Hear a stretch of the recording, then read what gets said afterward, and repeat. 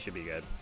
All right, what's up, everybody? How you guys doing? We've got quarterfinals, third round here of the 2v2 tournament. This is a big one. We got a lot of high-profile entrants. The biggest probably being Polar Bear Mike and Meerkat's team, which are on the other side of the bracket right now.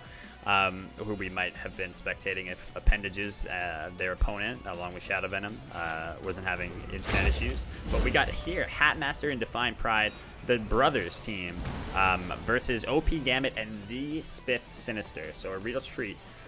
We're joined by Lord WizKid. Yeah, hello, and we're actually seeing a very early Phantom coming out from Define Pride there.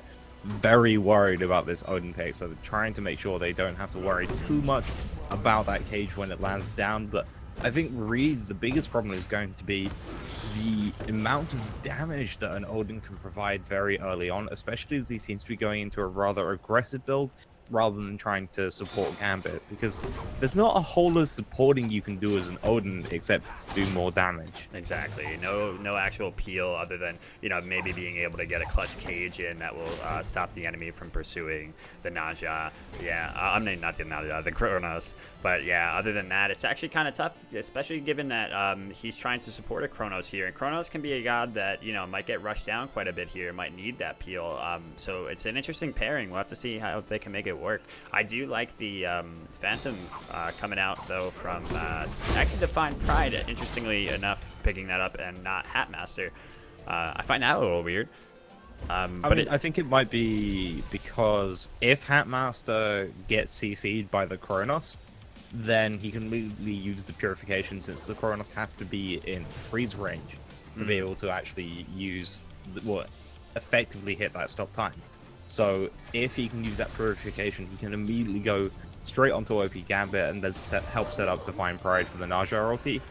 But the thing that I noticed is that OP Gambit has Purification, so that's just going to be a multiple Purification block. Right, Nothing's really going to happen. But no, that makes sense, yeah. So more for the offensive beads so that they can't deter the Ymir's aggression there. Define Pride's been missing a couple of these, you know, ring tosses that it's hard to hit those like ring tosses set up by, you know, no minions when you're just trying to hit the enemy way out there. It's the, you know, the big moment, and yeah, get a lot of pressure on you for it. So I definitely feel him on flubbing quite a few of those, but hopefully he gets it together, because hitting that in a 2v2 scenario, it makes Naja so strong, because that ring bounce is, you know, so powerful between just the two targets. Yeah, the raw ring toss, if you can hit them, will do, I think it's about 250 damage, which for OP Gambit, that's a huge amount of HP. Spiff is going to go into the sky, though, and he is taking a huge amount of damage. Already first kill going I to the can't way believe it did that. You know, that's that squishy Odin, man. Oh, that low HP Odin. He feels like just a sack of potatoes, man. He just gets tossed around so easily before he really gets a good amount of defense online. Also, fun fact, whenever Naja goes into his ultimate, press R, you'll enjoy it. Okay, I'm gonna try it. I have to remember. But yeah, just in general, Odin is one of the squishiest warriors, mainly because if he wasn't, if he was slightly more tanky, then that Raven Shout shield is just going to help even more. Right, yeah, just you to can't try get and make somebody sure he's protecting a little too much. Yeah, so that's why he's a little shield. weaker, but the problem is that that shield is only partial, and it really doesn't do a whole lot apart from providing extra damage on the Bird Bomb, which is a lot of damage, especially if you have that full HP shield, because it does the extra 25% at max. But you've got to make sure you're not taking minion aggro there. You've got to make sure that you're engaging early on, and trying to get that full shield active and jumping down is very, very tricky. Yeah, definitely. Now, I didn't get to see the way that ooh, this is a lot of damage coming out to both players. Hatmaster will not go down yet. Look at this, but Spiff is looking for it. Wow, look at him. The warrior himself finds it on Hatmaster. Oh, but this ring toss is deadly. Got him. Oh no, the jump! Yeah, what a great combo on that. That was just a beautifully timed jump from Spiff. It actually avoided the damage from the Naja sash, so he survived and was able to then eventually get that kill on top. Unfortunately, because it's so early on, they're not going to be able to do a whole lot of this The red buff's gone, so instead they're going to look to secure their own blue just because they are a little bit low on HP as well. But that was fantastic nice stuff play. from Gambit and Spiff. These guys have been playing together for quite a while. They're very close friends, but nothing's closer than brothers, And Define Pride Hatmaster. This is an interesting duo that we have on both sides, given that both of them, are so well versed with each other. Both seem to really know what each other wants to do in each situation, and. Define Pride, I don't know what order the picks happened in. I'm guessing the Odin was picked as a counter pick to the Ymir Naja because it makes a lot of sense. They don't have any way out of the cage. So I really like the response to get that. Oh man, he might actually find him here. Ooh, just off. What a wall. What a wall from Hatmaster. Yeah, but now he's going to be locked in the cage. Spiff is going to try and chase down Define. Wow. Oh, look at Spiff. Look at his position. Damage. Oh. He's not. Oh my god, he does go down, but so does Define Pride. What a shot from Gambit. All the way from deep, finds the 3. It slowly lurches its way over and takes out Define Pride. Yeah, I mean, OP Gambit was hitting so many of those autos onto Define Pride there, just making sure he was low enough to do that play. Nice little stop time as well, forced him to that beads. I don't know if it was entirely necessary. I feel like he had. I mean, doesn't have any magical defense yet. Ooh, I don't know if this is gonna have enough. No, it doesn't find the 2 anyway. Even if he did, unfortunately, I think Hatmaster was already gone in his mind on that engagement. There's no point in pursuing it. Well, the interesting thing, Spiff has actually gone into a hide of the Urchin early on here, which I never see that in 2v2. I really don't. Yeah, I mean, unless you're looking to get a lot of kills, then maybe it could work, but I'm not entirely sure how many stacks he's going to get on it. Maybe just looking for that very quick health and mana boost as well that Hide of the Urchin provides. Most likely going to be looking to go into something like a Gladiator's Shield later on, because Gladiators on Odin is absolutely fantastic. Yeah, it's very true. Yeah, it's such a great bridge item too, so works very well for the Odin who functions so well in the early to mid. Yeah, it's definitely one of the ones that you're trying to look to get up early. However, from the looks of it, Spiff is going to try and act like a nice tanky meat shield for OP Gambit, while OP is going to be looking for getting as much damage as possible onto Define Pride and then finishing off Hatmaster in the backside once the fighting's sort of finished. They've just got to really hope that Define Pride doesn't find these really good Naja ultimates, because if he does, that's going to be able to take out OP Gambit very quickly, force that rewind before they can really get into a proper fight and just really set out away this misposition. Oh my god, that ultimate from Gambit, very scared of what was about to come. He even had beads up still, so I'm surprised that he didn't just wait for the engagement and see if he needed to beads. Instead, just immediately ulted nothing and just got, let the fear drive him into it. So that's rough. And what you're saying about Spiff on the Odin being the meat shield here, I feel like Odin doesn't function that well as just the meat shield in a lot of positions. So you'd better off draft a, like a true guardian instead when you go up alongside a hyper carry like Chronos. So, the only thing setting him aside is really that cage. So they have to make a lot out of the cage if they're not going to rely on Spiff's bird bomb potential to really bully people. Yeah, the problem with that cage though is OP Gambit actually gets stunned yet again. The purification is used, cage used as well. So now these guys should just back away since Phantom used just to try and counter away that cage. Yeah, that was a good defensive cage. The Phantom maybe not necessary given that there wasn't much left that Spiff and Gambit could do. They already had to force themselves out of their own cage. So yeah, maybe a little too quick on the trigger there. But this guy over here, Define Pride, looking to just solo him out, and he might. Wow, I can't believe that. That was just a and really they're gonna get quick Spiff. kill. Does Spiff not have his jump? Spiff was just waiting for that cooldown. I think it just came up now since he just died, but that was just a really nice play from these guys. Define Pride knew exactly where to go in with that sash to make sure he can get up OP Gambit, who obviously had just used his rewind a little too early previously, and since that purification was down, that was just a complete wipe from them. So good job, just Define Pride doing some fantastic work on this Naja. You could say that ultimate came from out of nowhere. You get it, Wiz? I feel like I should, but I don't. Spiff's famous documentary. Oh, yes. From out of nowhere, obey story. Yeah. Poor Spiff. That was a good documentary. Oh yeah, it's fantastic. Yeah, but now Divine Pride just going to look to try and clear away this blue buff, actually picking it up himself. And he's going into a tower shield, so this is most likely going to be the Shifter's shield, looking to try and get as much damage off as early as possible, and then being able to escape with that extra physical protection is a fantastic item for these sort of get out characters who can just escape with that extra bit of protection. Maybe looking to go into a Jotun's Wrath here to try and get that ultimate up as fast as possible to make sure that OP Gambit can't do a whole lot. Cage used pretty early here. Yeah, I think he meant to get Hatmaster in that cage, and he actually mispositioned it.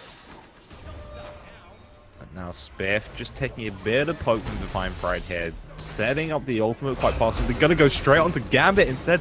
This is huge. He's dead as soon as look he at hits that. The combo is too strong against Chronos. Like, it feels like it's just 100% counter to Chronos because he can't do anything. If he doesn't beat it, there's literally no way for him to get out. OP Gambit was just ready to try and pop that rewind as soon as Divine Pride went in, but perfect call from Divine Pride to actually use the ultimate there rather than using the sash. So there wasn't any pre-prediction of it. Just straight away OP Gambit got caught out, and now Spiff having to jump away quite possibly pretty quickly. Luckily they just used all of their engage tools, so he's not going to fall down, but they can just keep on pushing onto this Bull Demon King, and I think it's probably going to go their way unless Gambit can get here really quick. Yeah, this is the static team for Divine Pride Hatmaster, by the way. Most people that go up against them later stages of the tournament are so used to it that they end up either banning out Ymir or Naja so that it disrupts them.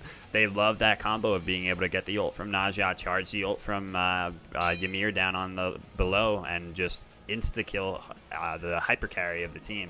Sometimes even the tank of the team, depends, you know, what position they're in. It is a lot of damage that they can do at once. And when paired against a Chronos, a god who's literally meant to, you know, absorb damage and then be able to rewind it and regenerate himself, when you take that out of the equation, it completely destroys his character. Yeah, it makes him a lot more difficult to try and fight. The stop time is definitely going to be quite good here. Actually setting up Divine Pride for another time rift as well. Having to use the ultimate there is even stronger. So Divine much Pride use on both sides. Divine Pride looking for it. Spiff, yeah, there's nothing he has available anymore, but that is a big heal. He needs to hit this jump. He can't, like, afford to miss. Oh my god, so he doesn't go for the jump at all, just goes for the damage on the 2, and it's not enough. But Gambit comes through and finds it, as well as the stun. Really nice, but I don't know that they have enough damage to take him on. They might. Spiff has to be careful because he's pretty low. Yeah, and I think not into this OP tower. Gambit realizing he just doesn't have enough. They can't dive this tower. Instead, just going to let Hatmaster walk towards them. He doesn't have a blink or anything. He's gone into the sprint pretty early on. OP missing that wow, tower look at this damage. could be bad for him. Oh my god, Hatmaster does not care. He wants this. Ooh, a big ult from Gambit. They could turn this around. Big bird bomb, Spiff. Nice. Ooh. And the 2 just missing, but Gambit doesn't have enough mana to go back in, unfortunately. Only had enough for 1 and off the mark.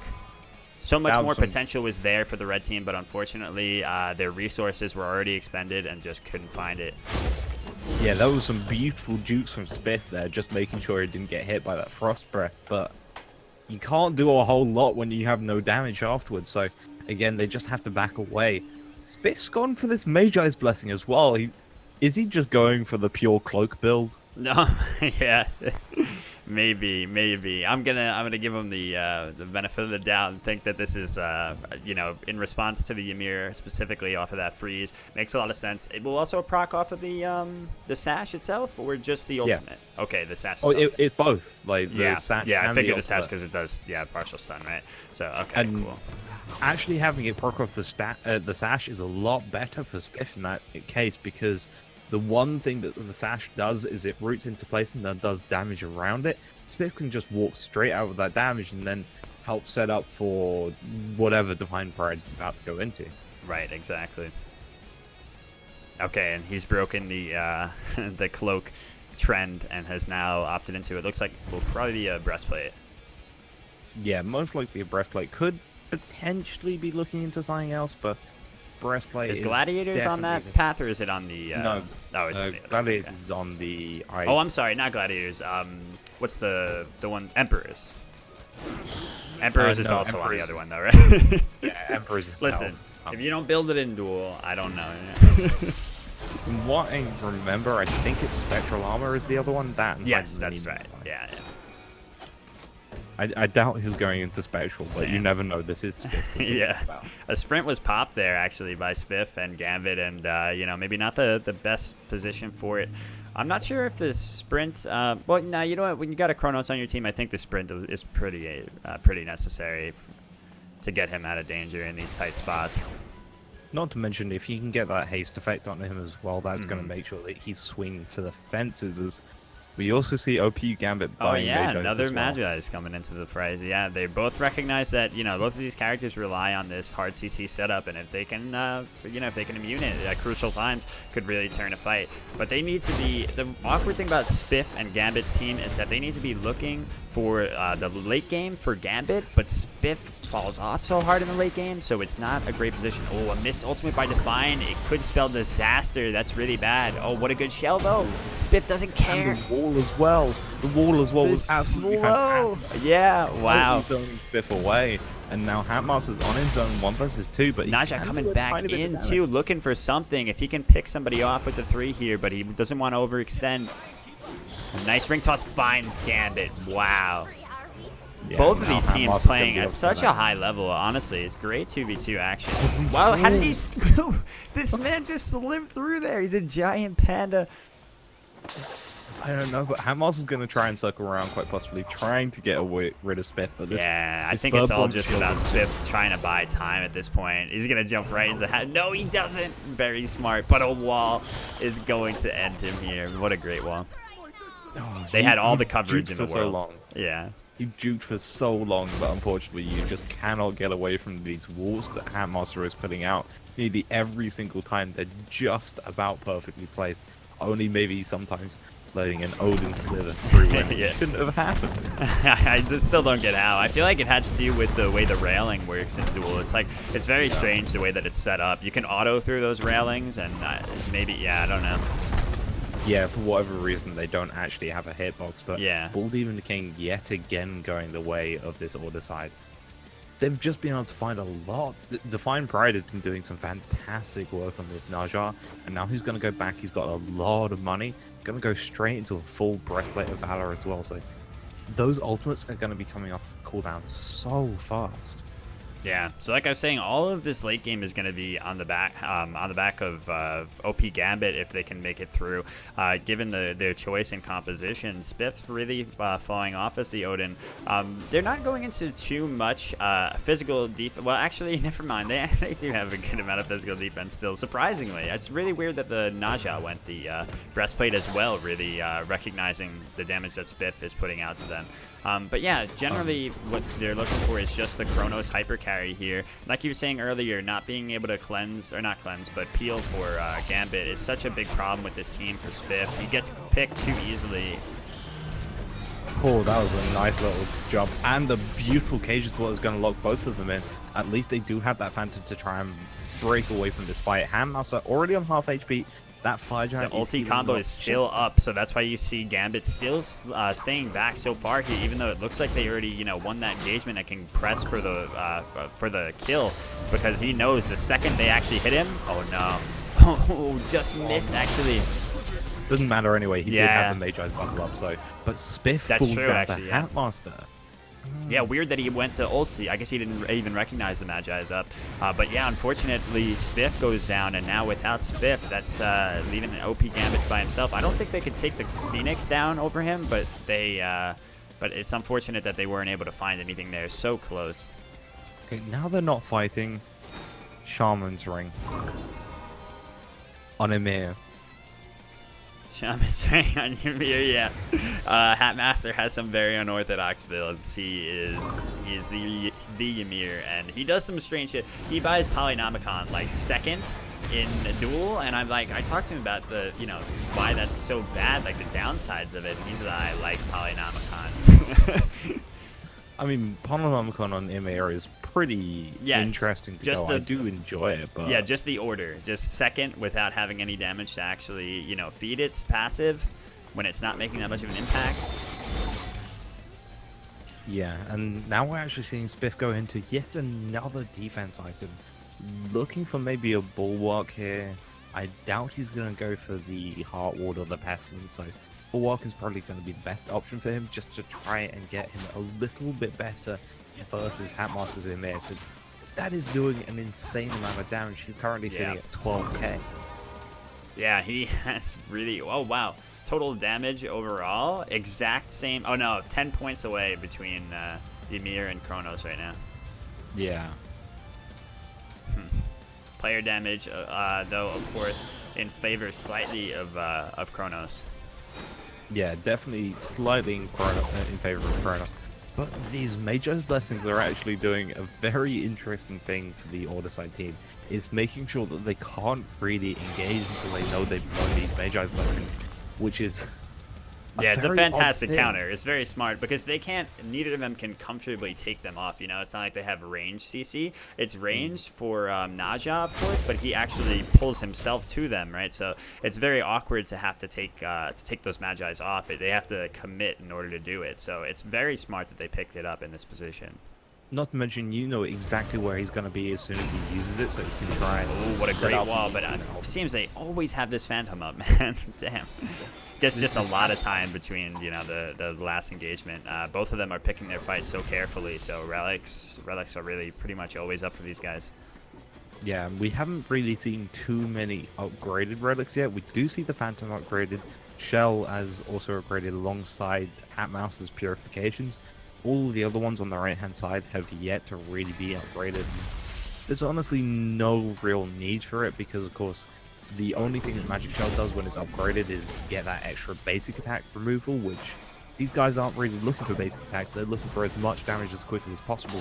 Hatmaster, again, trying to get a wall off Divine Pride, predicting to go down that left-hand lane, but... Yeah, luckily no more wall left, and Gambit is safe, but that backpedal on him was a little scary there. Yeah. Although I'm very interested to see in what OP Gambit wants to build. He's got this Vampiric Shroud he still needs to sell. He's gone for the Wing Blade. Spitsin is going to take quite a bit of damage underneath this Phoenix, but just turtling under here is going to keep these guys available. They can't really do a whole lot, but now the Bull Team King is up yet again. And if they can take this out, that means that Phoenix is just completely useless at that point. Look at Gambit going right into the trap. Uh-oh. He does have actually rewind. Gets the rewind through the sash. That's really tight timing that he was able to make that up. Wow, look at that ult though. Oh, he's done. He's completely dead. Wait, oh my god, he has still Aegis. alive. What? He has Aegis. And the ring though. What? Oh my god. How many bounces whizzed? You were talking about the fact that that ring on its own between two targets just does so much damage. That proves the point. He finally found it too in such a crucial position. He had been missing it all early game when it really just mattered as poke, and there it was the difference between killing Gambit and not, and that was so huge for them. Is he really oh yeah, Hatmaster's just taking on the Bull Demon King on his own while they have Divine Pride now pushing forward to try to take it while disabled. Yeah, now you can see Spiff just trying to do what he can, but Divine Pride found a nice little sash to negate the Odin jump damage, and now suddenly there's no Phoenix, there's an entire wave of minions, and Spiff is the only one here as Hatmaster is actually doing a lot of damage. I don't know if they have enough here, actually. A lot's been expended, but look at Divine Pride still trying to take out Gambit. Might be able to do it, though. They're in the cage, can't really get out. Divine Pride is taking a lot of poke from this Titan. Yeah, Hatmaster's still so healthy that I think they actually can. It's really, really close. OP Gambit, man, I just think he needed more damage in his build. He went into too much utility, and he's just not packing enough of a punch in these useful times. Spiff as well maybe could have gone at least one damage item, but that's the problem with Odin, you know? He's not really going to do too much no matter what he builds. Also, Spiff proved me wrong going into the Heartward Amulet. God damn you. But yeah, no, these guys actually can't push into this Titan too much because OP Gambit did sell a couple of these tanky items and has gone straight into an Obsidian Shard and has now started building most likely a Rod of Tahuti. So he's actually starting to do a bit more. He needs to get that Rod online. It's pretty much that right now. I mean, once he hits that, they might have a chance. Otherwise, their damage source is just not enough right now. I think he also needs to sell this Wing Blade because it's not going to be doing enough for him. Sure, it will allow him to get out of Divine Pride slow, but again, it's going to be acting similar to the Magi's Blessing. It will just be, okay, you got it down, now we'll wait a little bit, and then it'll be down. It's not going to be up, and we can go straight back in. So yeah, I really feel like this Wing Blade needs to be sold for a stronger item, and he's also just sold the Rod, and he's gone for a Walk of Hope. They need to kill this Ymir right now because they could end at any time if they want to. And right now is the only opportunity where they don't have the Naja to deal with. But they can, it looks like. I don't know. Spiff's backing off. They really need to just try to kill him before it's too late. But yeah, I mean, Hatmaster's taking a decent amount of damage here, but it's just not quite enough to kill him. And now Divine Prize back here. Hatmaster can heal a little bit off of some of these minions. He's also got a couple of health shatters pots as well, just to try and keep him alive a little bit longer. This Titan is on about 2,000 HP, so Hatmaster could easily finish this thing off if he wanted to. Yeah, he did already use the ultimate and Divine Prize, overextending a little bit here. They might be able to get something, but I don't know. Hatmaster's going to finish it with the poly auto to the face. God damn, that's crazy, man. You know what's funny? Yeah. The Naja was tankier than the Ymir there, and it's so much damage was coming from Ymir. That's the Hatmaster Ymir. I mean, the fact that he got that Shaman stacked so quickly just goes to show just how much damage an Ymir has. You can really speedily get a Shaman's Ring stacked up, and that just made sure that he was doing so much work versus some of these guys. And again, as you said, I think OP Gambit went a little too defensive, and that really started costing them in their damage. And Spiff also didn't have a whole lot of power. He did eventually go into the Runic Shield, but by the time he'd gone into that, there was just not much he could do. Yeah, I just don't know that the Odin worked out as well as they like it to. You know, when you see it into that exact team comp, you say, okay, that's great. We have two characters we can cage in, but you know, you've sacrificed so much in what you could have in a different Guardian, just in terms of pairing with Chronos. So I think that was a big factor.